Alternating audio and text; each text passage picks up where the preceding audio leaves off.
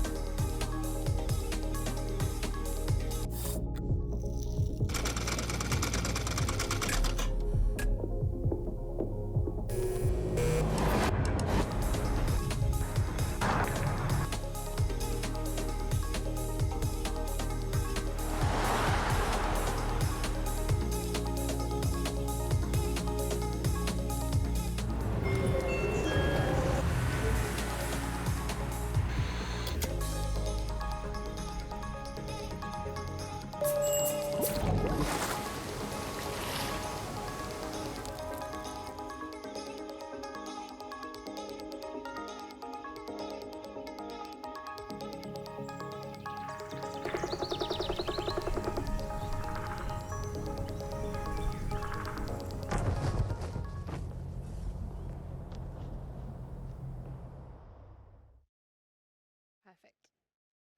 So Burberry's a brand on a bit of a journey of transformation, so I really wanted to share that with you just so you can sort of see where we are today. But let's talk about the metaverse. The metaverse has obviously catapulted itself onto our collective consciousness in the last year. But you're probably wondering why a luxury brand is up here speaking to you about the limitless opportunities that a space like this can provide. And fundamentally, I'm here to give you a case as to why I think this could be the new frontier of storytelling. I also want to try and frame some principles around how we can lean in and really start to think about these spaces. You know, what can the metaverse allow us to do that we haven't been able to do yet? I certainly don't have all the answers, and I don't pretend to share them with you today, but I certainly have a few questions that I thought we could lean into and unpack. So today I'd like to unpack 3 key questions for you. Why are fashion brands taking this first mover approach in the space? Critically, how does this bring you closer to your community and your consumer? And especially given the huge changeover in this market in the last 6 months, how do you show up given the tremendous unknowns? So those are the 3 questions. Like I said, I definitely don't have all the answers, but it's how we think about unpacking these questions that I think is really important. So let's go with the first one. Why are fashion brands taking this first mover approach? For me, I think it comes down to 2 really big reasons. The first is if you really boil it down into something simple, fashion fundamentally is about creativity, it's about fantasy, self-expression, imagination. And it's an industry entirely built on building that sense of imagination and fantasy. So actually, in many ways, the metaverse is a wonderful extension for us to lean in and start to build our imagination in entirely new ways. To be very specific, Burberry is a brand that historically outfitted incredible explorers, the Shackletons of the world as he went on his explorations, the Betty Kirby Greens as she flew around the world. If I wanted to try and make a physical experience that everyone in this room could experience around those expeditions, there would be lots of practical reasons that would limit what that experience could be. Unfortunately, budget probably being one of them. But if you think about it in the realms of what the metaverse might allow us to do, I could build a livable brand experience for you that would allow you to feel like you had a first-hand experience of those stories. So this is a big step change, right? Because if you think about Web 2 as a brand, it was all about me telling you stories about my brand, explaining why my values would matter to you. But actually, when we talk about Web 3, there's this big opportunity to work out how we can allow you to live a brand experience. And that's exciting in itself. I think this is particularly important in a world post-COVID, when not everybody can travel, or not everyone might feel comfortable traveling. So how do you bring these experiences to a much broader audience, I think is really exciting. The second big reason I think luxury brands lean into this topic is, much like all brands, we want to find new ways to connect with our consumers in the spaces that matter the most to them. And increasingly, some of these metaverse spaces will matter to them. Invariably, just like me, you probably have all worked on Teams or whatever app you might use within your business day to day. You've all used an AR filter on an Instagram or a Snapchat. Probably quite a few of us in the room are gamers. It's not, this is not a million miles away. These are some of the things that we're using day to day. So how do we as brands make sure that we're connecting as you start to sort of coexist between your digital and your physical self? And we need to be building luxury experiences that speak to where you are today. And this principle is something we think a lot about, right? How can we support and connect experiences when the consumer is seamlessly moving between online and offline? We've been talking about topics like omnichannel for years. And that's going to become bigger, not smaller, right? So how do we really start to think about your persona coexisting between these spaces? One of the reasons that I bring this particular topic up is because this is something that we think a lot about, this kind of digital and your physical self. And a couple of summers ago, actually, pre-COVID, we rolled out a store in China, in Shenzhen, which was our first social resale concept store. And it was really about leaning into this idea of seamlessly connecting your digital and your physical selves with your brand. So before I tell you more about what that experience was like, I wanted to show you a quick video to give you a sense of what the store was like.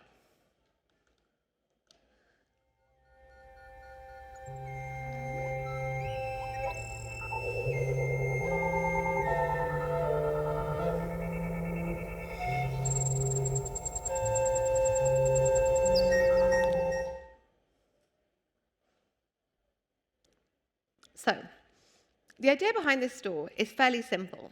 It's rooted in the really simple understanding that the consumer in China, especially, merges these journeys of digital discovery with a physical store experience. In China, this is true across age groups, so even our youngest consumers are still doing their research online, but are going in store. So we have this really simple consumer insight, and we use that to build on this experience with Tencent, who obviously own the biggest social network in China, which is WeChat. And together, we created this social digital experience in a physical store. I hope when you watch the video, you understand that this is a luxury experience first and foremost. This is a solution to a key consumer journey that we know is happening for our consumer. This isn't about hype. This isn't a marketing stunt. This is not about technology for technology's sake. It's about seamlessly connecting a consumer journey for the future. It's about utility. It's about loyalty. And it's about engaging your community. So to be very concrete in terms of how this works, so when you go into store, the entire experience is supported by a WeChat mini program. So what happens is, before you visit the store, you can go into the WeChat mini program, you can book a fitting room, you can pick items of clothing, you can connect with a sales associate, you can do a virtual tour of the store. When you arrive at the store, the same WeChat companion allows you to check in. It allows you to scan QR codes on individual products to understand more about them. It allows you to unlock elements of the store. So the more that you engage with these elements within the store, the more the store unlocks for you. And all of this ladders up to a concept that we refer to internally as social currency, which is sort of our form of membership for the community to this store. And the top level of our social currency actually unlocks a very, very special trench room experience. So it's all about, how do we make that place feel very community-led? It has a cafe. We want people to come and spend time here. It's really about leaning into those principles of that very seamless merging of your digital and your physical self. This particular experience allows us as a fashion brand to experiment beyond what physical retail itself would allow us to do. It allows us to build a very livable brand experience. All of these touch points, whether it's that very exclusive trench room that you unlock, or the details around where the product was made and how it was made. It's all about that livable brand experience. And it's allowing us to lean into a new consumer behavior, right? without compromising in any way of what we think a true luxury experience is. Which leads on to my second question. How does this bring you closer to your community and your consumers? Me and this clicker. So, I'm someone who grew up, not to age myself terribly, on the wave of social media, when it was always this question of like, is it for kids? Is it luxury? Which we can probably all laugh about today. But same question probably applies here, and based on the poll, probably I need to do a bit of selling to a few of you anyway. But the reality is actually in a lot of these spaces, the luxury consumer is already here. Games are a perfect example that there's there are loads of stats around the sheer volumes of people who are playing in games at the moment. So really it's about us as a brand working out now how we want to show up in meaningful ways in these new spaces. So really it's about utility, whether it's how we show up with an NFT, a gaming partnership, a digital product. We want to ensure that we're giving our community long-term value, right? As I said, this is not about hyping. Me and my team always joke around that we don't want to be badging things. Like, this is about, what is that value exchange between you and your community, and how are you building true value for them? And I think that is especially important in the current market. We're obviously in a bit of a crypto bear market at the moment, and the reality is the whole I'm going to make a quick buck on doing this thing. It's probably not going to be the ethos over the next few months. It's going to be people are going to choose to do these things with your brand because they love your brand, right? Or they love what you're offering your community. So these things will become more and more important. So instead, you really have to think about how digital innovation allows you to get closer to your communities through the creativity that the innovation affords. And one of the key ways that you can start to explore this, we think, is through partnerships. So why partnerships? Partnerships, very simply, allow us to lean in to new communities, new ways of thinking, through other people's expertise. It allows us to leverage diverse opinions, which I think is absolutely mission critical when we show up in these spaces. And critically, it teaches us how to learn to best connect to these spaces. Like, I don't think anyone has all the answers, and actually learning through partnership is really valuable. So how do you think about partnership? Because there are a million opportunities, as I'm sure you all know, in terms of who you could partner with. I think first and foremost, we root all of our partnerships in our brand values, and we're really, really strict about that. I think this is critical to build authenticity with your communities and whoever you partners with communities, because people read badging very quickly these days. But it also allows you to cut through the noise and really work out who the best people are. So for Burberry, quite simply, our brand is built on concepts of creativity, exploration, pioneers, and we use those as sort of our North Star when we're choosing who we want to work with. So I want to show you an example, before I talk about this too much around partnerships, of a recent partnership that we leveraged to engage a new community. Don't be shocked.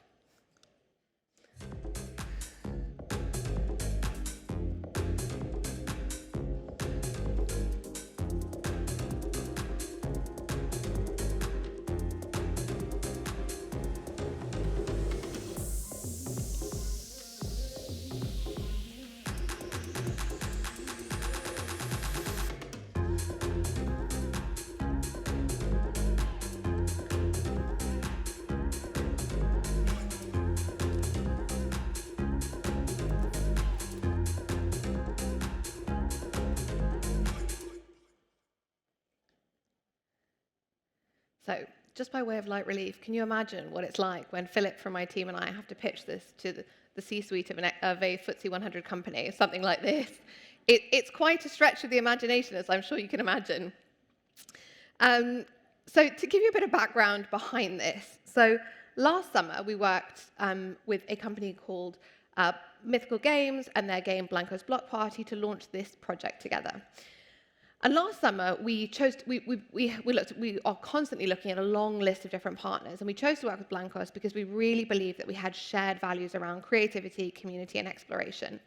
And last summer, which was our first iteration in this world, we created a shark. The shark, the unicorn, they're actually icons of Burberry's heritage. You probably can't quite imagine it when you look at this, but actually the unicorn exists on a set of cutlery used by Thomas Burberry's family over 100 years ago, right? So we're borrowing these icons and pulling them through in completely unexpected ways. So we borrowed this shark last summer, And we covered it in, last summer we had a big activation with a blue monogram. So we had a shark in armbands wrapped in a Burberry monogram. And this character was very unique in that it was an NFT. The character sold out very quickly. There is a lot of value associated to these characters as well, because I think the important thing to know about these characters is they're obviously a limited edition, but they're also designed by the same design team who design our clothing collections. And this is important, right? Because when you talk about value, and especially when you start to talk about digital value, it's really important that you're giving these things the love, the design, the attention that they need to have in order to be valuable in new spaces. So we've just anniversaried that partnership, hence our unicorn, because we felt it was such a strong representation of both of our brand values, but actually the community had engaged across both of our worlds showed a huge amount of synergy. It brings a lot of new people into our world, but it also brings a lot of new people into their world. So as I joked at the beginning, you can imagine that this is quite a stretching concept from where you might think about brand icons that show up on silver cutlery from 100 years ago, and very traditional, a monogram, as you saw on that unicorn, is a very traditional luxury code. So why do something like this, right? And I think it fundamentally comes down to a few things. First, it's a new way of us thinking about creativity on traditional icons, especially for a younger consumer. A monogram is a very traditional heritage icon, and this is actually finding a new way to bring this to a much younger consumer. It allows us to leverage brand IP in new canvases, which is really exciting. And we really think about bringing true value to these assets. So as I said, this is about the design team making sure that they're giving these as much love and attention as they might do to the 700 items that we make off a single piece from the catwalk. And then finally, that value extends beyond the first year. So of course, the item in itself is valuable, but we actually gifted everybody who bought the shark last year with an exclusive part of the drop that we did this year, which you couldn't buy, you could only receive if you'd bought into last year's drop. So it's that kind of continuous community engagement with this audience as well. So this fundamentally is a brand experience for a new world. Which probably leads me to my final question. How do you show up given all the unknowns in this space? So as I said, we know that we're very much in a crypto bear market at the moment. So how do you sensibly play in these spaces? And I think it's an important question to ask ourselves, right? I think my biggest advice would be to think long term. Think about utility and think about community when you think about your roadmaps in these spaces. This is not the time for stunts, quick flip assets. This is really about, building utility. There are lots of simple things we can all think about, from whether it's memberships or digital twins for authenticity. There's lots of really practical applications that you can think about for these things. And I think thinking long term is important. I was with someone recently who said to me, it's a bit like the dot-com bubble burst in the year 2000. And everyone, if you'd kind of bet against the internet being a thing, it probably wouldn't have been a wise choice, right? So it's just one of those things of this is not about like some gargantuan moment and then everything changes. This is going to be a long-term development that will take all sorts of things like social adoption, development of technology, etc. So really, think long-term is what I would say. But given all of these unknowns, how do you really start to think about your personal approach? How do you get creative? What principles do you need to apply? And I think first and foremost, I would say root it in what is authentic to your brand and your brand's DNA. There are an overwhelming set of opportunities, risks, but really, if you really dial back to what really matters to your brand and how it brings your brand story to life and how this then matters to your consumer, that's always going to be the key that you need for success and authenticity. And that's the same with anything we do, right? This is not about suddenly pushing yourself outside your wildest, well beyond your fields of comfort. It's about knowing who you are and what makes sense in terms of how you show up. Secondly, and we talk about this a lot with my team, have a core set of strategic principles that you keep coming back to and evolving, right? We all need a bit of a North Star. But have an open test and learn approach in terms of how you actually deliver those principles. You don't have to, you don't have to hold yourself true. Anyone who tells me they have a 2 or 3 year strategy, I'm like, wow, how? Give yourself that flexibility and be dynamic about it. And third, and I think this is really, really important, be open-minded and seek diverse opinions. This is going to be about bringing together your greatest creative thinkers, your greatest technologists, all sorts of different people. And fundamentally, one of the other really exciting things about this is this is a great opportunity to leverage just the passion of your broader organizations as well, right? At Burberry, we have the absolute luxury that there's about 10,000 of us.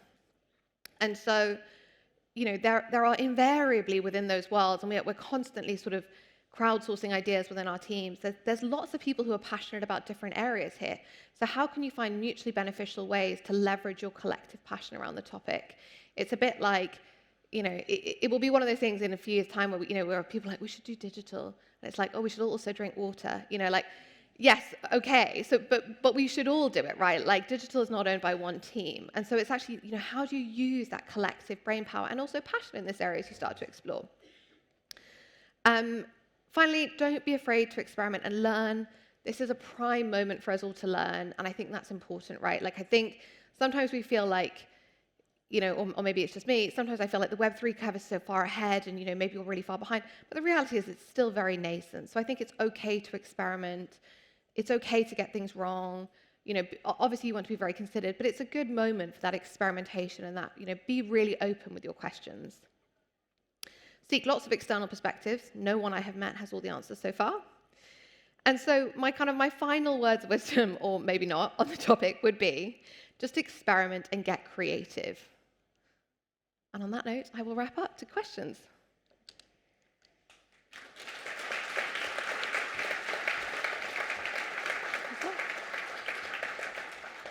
Thank you, Rachel. A great way to start the morning, and lots of good messages for people. So don't just do it for the sake of it. Don't badge it. Make sure it's true to your brand. Be meaningful in the way you show up. So one question which I know you definitely have a perspective on, because we talked about it before, was someone's asked, what actions do brands need to make sure that they can be both inclusive and exclusive, particularly with a brand like yours that is obviously deliberately kind of designed to be an aspirational brand? How do you get that right balance? Sure. I mean, I think in many ways, the principles are quite similar to what we do physically. So, like, if I use the Blankos Block Party example that we just showed, in that particular environment, we have a few characters who are done by our design team. They have a limited number. They're kind of our prized possessions within the game. But we also actually created an in-game party environment. So we do this in the physical world as well. So we do these summer pop-ups where if you're in Ibiza or Saint-Tropez, we have these pop-ups that you can just pop into. And we actually did the same thing in the game, right? So it's about that flexibility of anyone can come and experience the brand. There are takeaways from those experiences, and then there's that sort of and then if you want to buy into the brand, there's also a way to do that. So I think it's about finding the balance of those things. Yeah, and maybe this answers the next question, which was around what's the kind of profile that you're after? It's not necessarily just always a Burberry customer. It's also letting other people experience the Burberry customer or the Burberry experience by the sounds of it. Absolutely. I mean, I think, especially in luxury, it's all about building a broader community. We want to engage people who are interested in the brand, who are interested in creativity. There are different moments that you lean into different brands as well, which we all know. So making sure that we're being as accessible in as many canvases as possible, I think, is really important. Great. Another question was, do you see that the metaverse will be a place where people actually physically buy the product? Great question. I think it will depend. I mean, I think things like digital twins make a ton of sense when you think about authenticity and especially actually traceability, right? Like there's, I'm sure a lot of people in this room, myself included, think a lot about the traceability of our products, and there's lots of great supply chain problems that you can solve through this kind of technology and this kind of thinking. So I think there's a ton of opportunity. How it will all pan out, I think, it's one of those things that's going to be a social adoption and technology hand in hand. But I think, there's a really exciting opportunity here. Yeah, absolutely. And you've obviously successfully been able to get buy-in from the board to do some quite bold things, right? And I'm sure there's people out there thinking, well, I'm not sure my brand's going to jump in with 2 feet. So can you maybe share about how you've been able to win that kind of support to experiment, as you called it? Yeah, of course. Look, I think at Burberry we have a real luxury in that it is a brand built on pioneers, right? Like I think it's a little bit in the DNA.